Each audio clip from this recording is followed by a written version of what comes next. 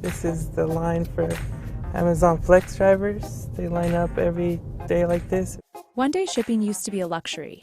Now, delivery drivers are lining up outside this Amazon warehouse in the Bay Area to help make it the norm for 100 million Prime members.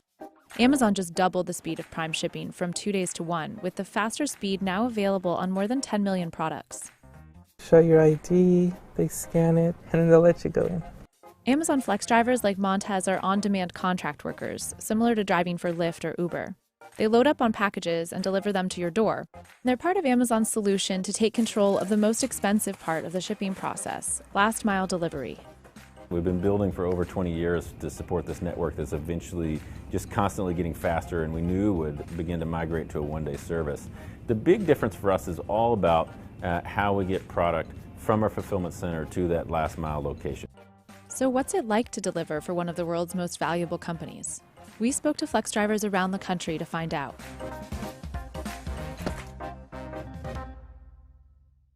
You place the order and poof!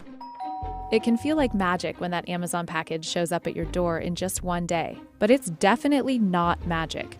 Amazon spends tens of billions on shipping every year, and it set aside $800 million in the second quarter of 2019 to transition to one day.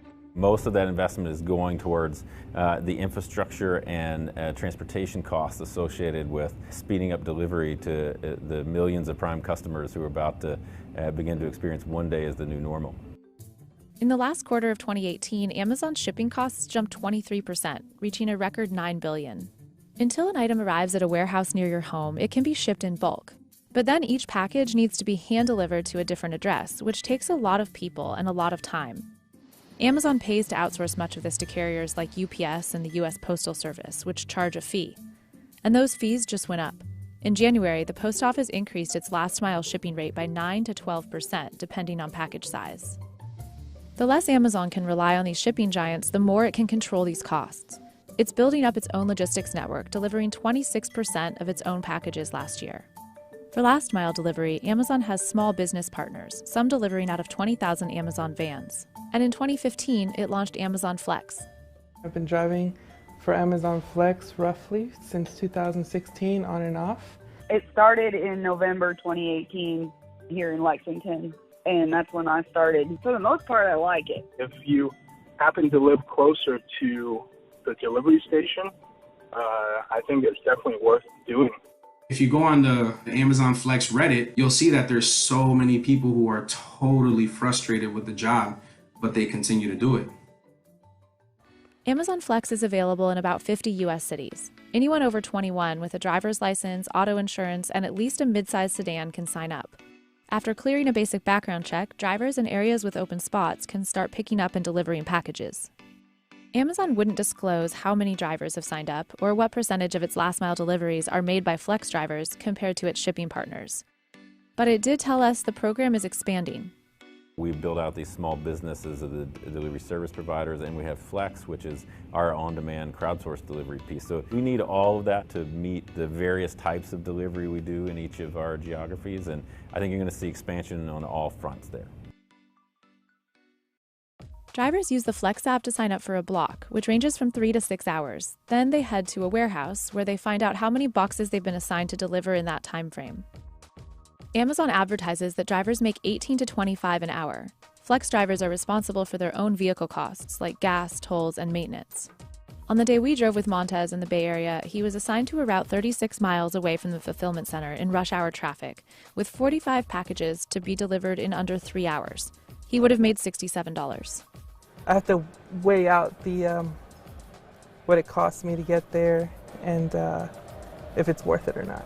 In this case, it's not worth it. Hey, that's 36 miles. I don't know if I can take it. I might just have to forfeit it. Okay. Yeah, sorry about that. They will probably write you the ticket, which is just like, Yeah, that's fine. Okay. I appreciate it though. Yeah. No money and I'm gonna get a write-up. I could get 2 of those before they deactivate me. Instead, Montez helped a friend on his route that day, something they do often, needing 2 sets of hands to get the job done on time.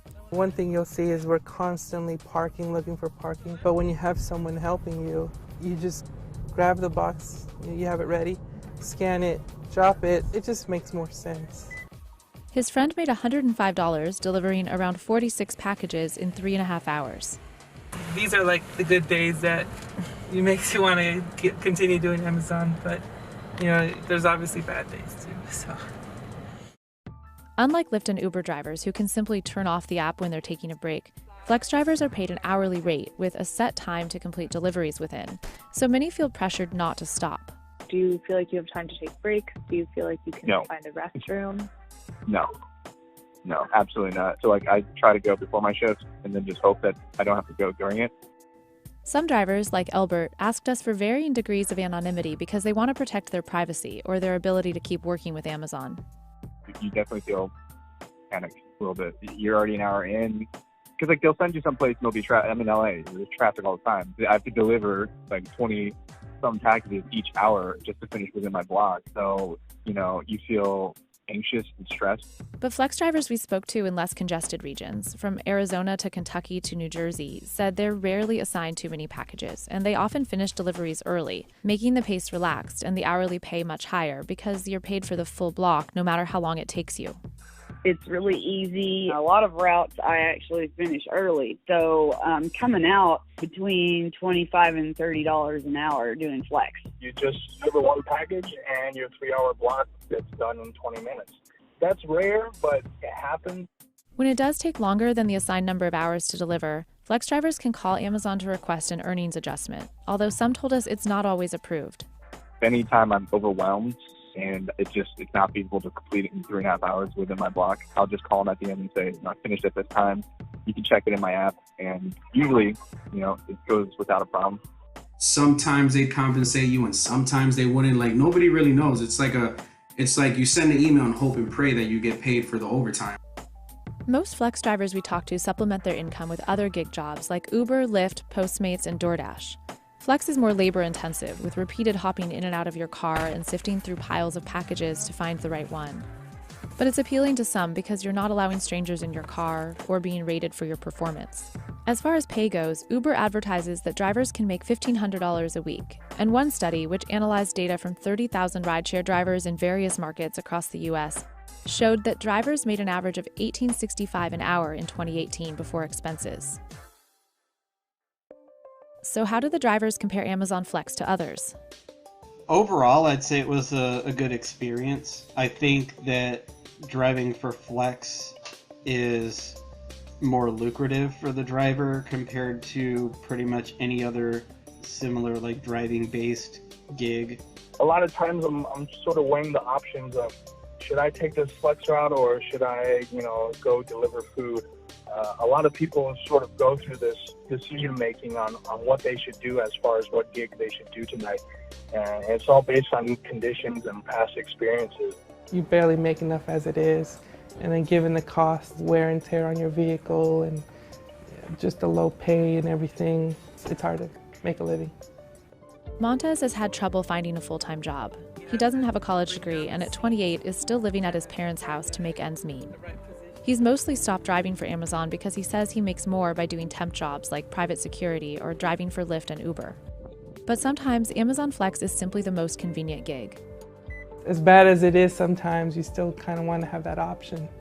So it's tough. It's a bittersweet, mostly bitter relationship. Maybe a lot of these people can't get a regular job. They're vulnerable and they're not making enough money to pay the bills. And I feel like Amazon, is definitely taking advantage of these people. When Flex drivers accept a block, they don't know how many packages they'll be assigned or how far they'll need to drive until they've waited in line at the warehouse, which is time they don't get paid for. Just knowing what it is you're going to get would solve like 99% of the issues, because you show up, and you don't know where you're going, you don't know how many boxes you have, you don't know if they're going to fit. For several drivers we spoke to, safety is the biggest concern. Montez and other drivers told us they've been assigned large loads of packages that barely fit in their cars. Whenever you do make them fit, it's piled so high that it reaches the roof of your car and you can't see your back, the back mirrors. You just see boxes, so it's not safe, definitely. In a statement, Amazon says, "Safety is our #1 priority. We communicate with delivery partners regarding safety topics, including safe loading practices." Another issue, Amazon does not provide Flex drivers with any branded clothing to identify them. Rapper Ice-T tweeted about this last month, saying he almost shot a regular person making an Amazon delivery. And Amazon tweeted back that they'd escalate this to our logistics team for review. Jonathan in Connecticut told us about a similar experience while delivering. I'm pulling up to this house. I get to the front door and, this guy just comes running out like, hey, what are you doing? And he's talking so fast and he's just like, he was just talking so fast and he wouldn't let me talk.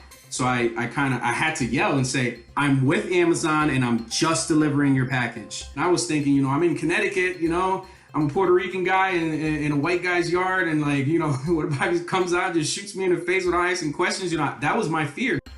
After another delivery where he says a customer let his German Shepherd charge at him, Jonathan paid $45 out of his own pocket for a custom sweater on Etsy. It's an unsafe job. I made it safe for me by making myself visible, by making myself look more like an Amazon employee, but most of these people don't. I think Amazon, the least they could do is give us something that would make it a little bit safer. I've gotten a lot of mean glares from people because they're like, who is this guy? He's just in front of my driveway or he's parked in front of my house. He's just wearing a yellow vest. You don't even have to wear that vest. It's just, I do it because at least I look less suspicious. For those who rely heavily on Flex for income, the pressure is extra high to finish one block of packages and get on to the next. Sometimes I will feel like I need to rush, and sometimes I'll have to go to the bathroom real bad, but I'll have to hold it in because I'm not exactly in an area where there are any restrooms or stores nearby. And then sometimes I kind of have to bend the rules of the road a bit so I can get back to where I was supposed to be going. Several drivers told us the Flex app is part of the problem. Since the navigation in the Amazon app isn't good, but it can be dangerous because it will try to send you the wrong way on one-way streets. And some drivers told us the way the app works encourages distracted driving. Unlike Lyft and Uber's apps, which send new rides to drivers' phones automatically, the Flex app requires drivers to manually tap refresh to secure their next assignment. Competition can be high, and blocks are assigned on a first-come, first-served basis. So drivers who want to make more money are constantly tapping the Flex app even while driving. If you want to get blocks, then you have to be tapping on that refresh button in the app pretty much constantly. But how do you do that while you're delivering? So it encourages people to do it while they're driving. You're constantly on your phone while driving, and that can become dangerous. Yet people have to, make some kind of living, so they're always checking their phones. A lot of people that are desperate, and they're looking for work when they're driving. Inevitably, please don't let it happen to me or anyone I know, but this is going to cause collisions, and it could cause loss of life because people are taking attention away from the road while they're looking for work. Other drivers told us they feel unsafe because routes are assigned without factoring in weather hazards or type of car. Like one time when Montez got stuck in a muddy driveway on a rainy day while helping on a friend's route. I called the support and I said, hey, this is what happened. Can you guys help me? And they're just like, no, and how many boxes do you have left? And, can you finish your deliveries? I'm just thinking, wow, that's the first thing you ask me. I called a tow truck. I had to pay for that out of my own pocket because there's no benefits. I ended up losing money that day, and I still had to finish my deliveries. In a statement, Amazon said it provides delivery partners with 24/7 road support. If delivery partners come across issues while making a delivery, we work with them directly on a resolution. Amazon is looking at several high-tech solutions to ease the burden on delivery drivers and to lower the cost of that last-mile delivery. In early June, Amazon announced its new autonomous delivery drone will be operating within months, and it has a 1-year FAA permit to test them. We're building fully electric drones that can fly up to 15 miles and deliver packages under 5 pounds to customers in under 30 minutes. Amazon also has patents out for a giant flying warehouse and drones that can react to flailing hands and screaming voices. Amazon also announced last month that it would pay full-time workers to quit if they'll help with that expensive last-mile delivery instead. The program offers as much as $10,000 to employees who want to leave the company and start their own package delivery services. This could help Amazon grow its number of small business partners that deliver that last mile alongside Flex drivers. The early response is great. We give 3 months' salary as a further support. We lease vans and vehicles to people who sign up for this, and we ensure that they have enough work so that it's a viable business. It allows us to complement the capacity that we have with our great carrier partners. And over 16,000 employees have already taken us up on this. Amazon is even testing a new sidewalk robot called Scout to help with that especially labor-intensive last-mile delivery. But until drones and robots take over that task, Amazon will still need to rely on a variety of people to bring us our packages in just one day.